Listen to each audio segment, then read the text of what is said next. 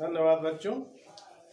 माटी वाली पाठ का यह दूसरा वीडियो है और पहले वीडियो में हमने ये बताया था कि टिहरी गढ़वाल ज़िले में एक टिहरी बांध है। बांध बहुउद्देशीय परियोजनाएं होती हैं, उसके लिए बनाए जाते हैं।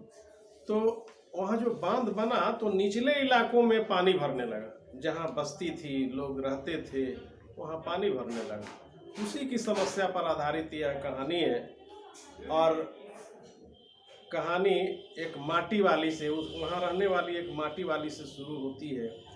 वह माटी वाली प्रतिदिन निचले इलाकों से मिट्टी निकाल कर अपने कनस्तर में रखकर और पहाड़ी इलाकों पर जो घर होते थे उसको पहुँचाया करती थी और उसे जो पैसे मिलते थे उसी से उसका गुजारा होता था।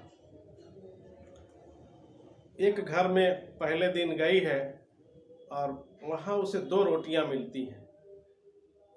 2 रोटियां दे करके घर की जो मालकिन है, जो ठकुराइन है, वो अपने घर में किचन में चाय लाने चली जाती है। तब तक झट से वह बुढ़िया क्या करती है, एक रोटी को अपने कपड़े में गांठ बांध लेती है और एक रोटी हाथ में ले लेती है। उसके बाद से वह ठकुराइन बुढ़िया के लिए चाय लेकर आती है और चाय के साथ वह रोटी खाती है। वही उसकी दिनचर्या है, प्रतिदिन माटी पहुंचाना और वहाँ जो कुछ खाने को मिलता था उसमें से आधा रख लेना बूढ़े के लिए, अपने पति के लिए, और आधे से अपना गुजारा करना। चाय सुड़क करके बुढ़िया पी रही है और दोनों आपस में कुछ बातें भी कर रही हैं।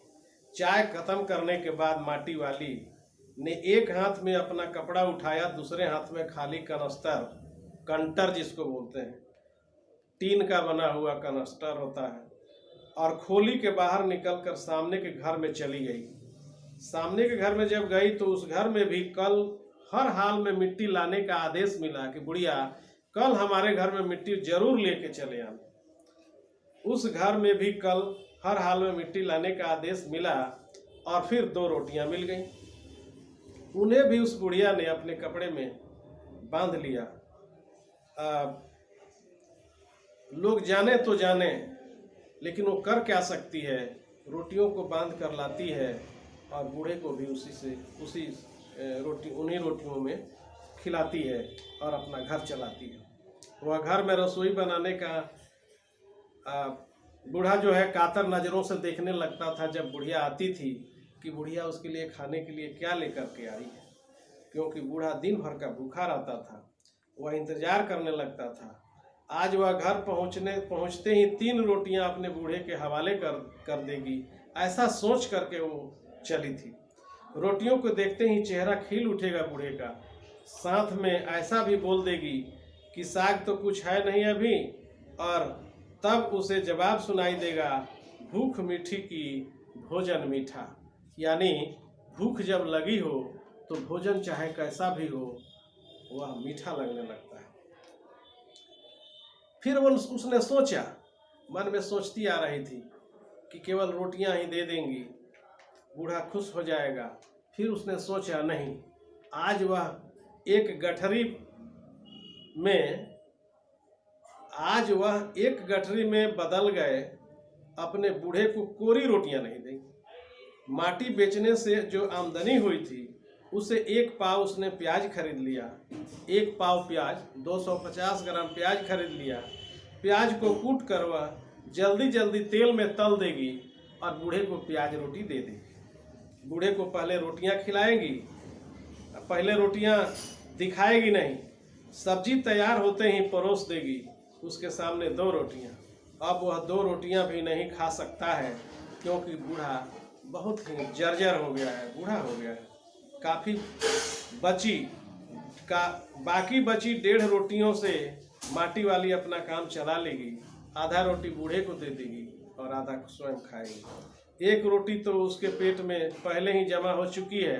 बुढ़िया 1 रोटी पहले खा चुकी थी, कहती है कि मेरे पेट में 1 रोटी तो पहले से जमा हो चुकी है और अब 1 रोटी से भी मेरा काम चल सकता है।